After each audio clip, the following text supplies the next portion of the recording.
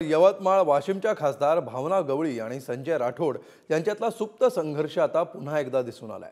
पंतप्रधान नरेंद्र मोदींच्या दौऱ्यानिमित्त अनेक दैनिकांमध्ये महायुतीकडून जाहिराती देण्यात आल्या।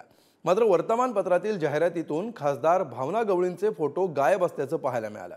त्यामुळे महायुतीतूनच भावना गवळींच्या उमेदवारीला विरोध होतोय का, संजय राठोडांना लोकसभेची उमेदवारी मिळणार का, असे प्रश्न आता उपस्थित झाले।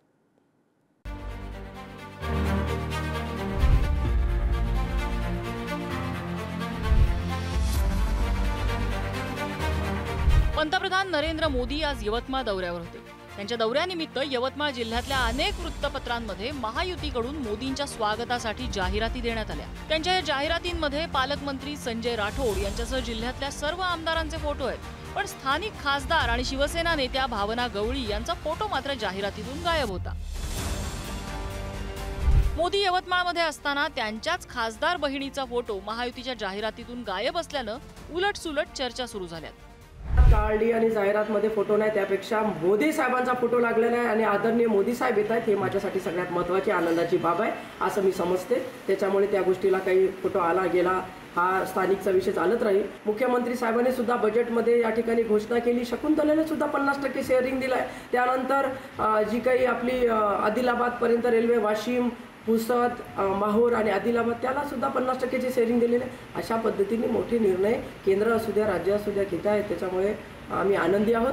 आमची कोणावरती काही नाराजी वगैरे या ठिकाणी नाही। शासनाच्या जाहिरातीमध्ये राज्याचे मुख्यमंत्री, राज्याचे दोन्ही उपमुख्यमंत्री यांचाच फोटो आहे। या परिसरात जे काही बॅनर लावलेले आहेत त्याच्यामध्ये सुद्धा या तिघांचाच फोटो आहे। म्हणजे नरेंद्रभाई मोदी यांचं या ठिकाणी स्वागताच्यासाठी राज्याचे मुख्यमंत्री आणि दोन्ही उपमुख्यमंत्री यांचाच फोटो आहे।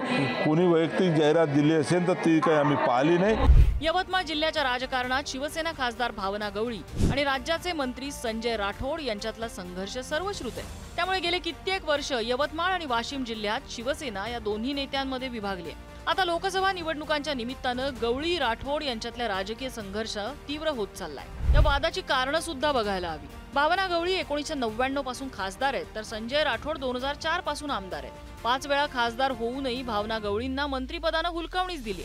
संजय राठोडांना युती सरकारमध्ये राज्यमंत्रीपद होतं। संजय राठोडांच्या वाट्याला आधी यवतमाळचं आणि नंतर वाशिमचं पालकमंत्रीपद आलं। यवतमाळ वाशिम मध्ये कुणाचं वर्चस्व यावरनं दोघांमध्ये सुप्त संघर्ष आहे। दोन्ही जिल्ह्यांवर संजय राठोड यांनी वर्चस्व ठेवण्याचा प्रयत्न केलाय।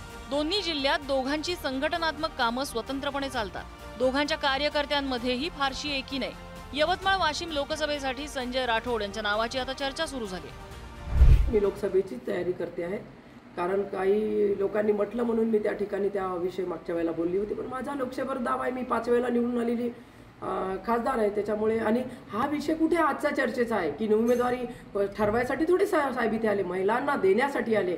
महिला त्यांचं अभिनंदन करणार आहेत, महिला धन्यवाद देणार आहेत, त्यासाठी साहेब आलेले आहे। हे आमच्या पार्टी लेवलवर होईल। आमची मीटिंग झाली काल मुख्यमंत्री साहेबांसोबत। आणि आजचा विषय हा उमेदवारीचा नाही, आजचा विषय कोण काय लढणार आहे तो नाही, आजचा विषय हा आनंदाचा आहे आणि आजचा विषय महिलांचा आहे। महायुतीचा उमेदवार कोण असेल हे वरिष्ठ नेते ठरवणार आहेत आणि वरिष्ठ नेत्यांनी ज्यांना उमेदवारी दिली, कोणत्याही गटाला देऊ, तो उमेदवार नक्कीच महायुतीचा या यवतमाळ वाशिममध्ये, चंद्रपूर यवतमाळमध्ये आणि हिंगोली म्हणजे जिल्ह्याला आज 3 खासदारांचा वेगवेगळा भाग आहे। हे तिन्ही खासदार महायुतीचे निवडून येतील हा विश्वास मला या ठिकाणी आहे।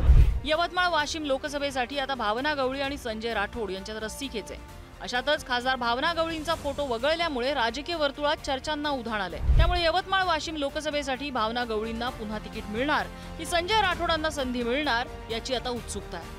कपिल शामकुवर आणि सूरज बोरावकेसह ब्युरो रिपोर्ट, पुढारी न्यूज।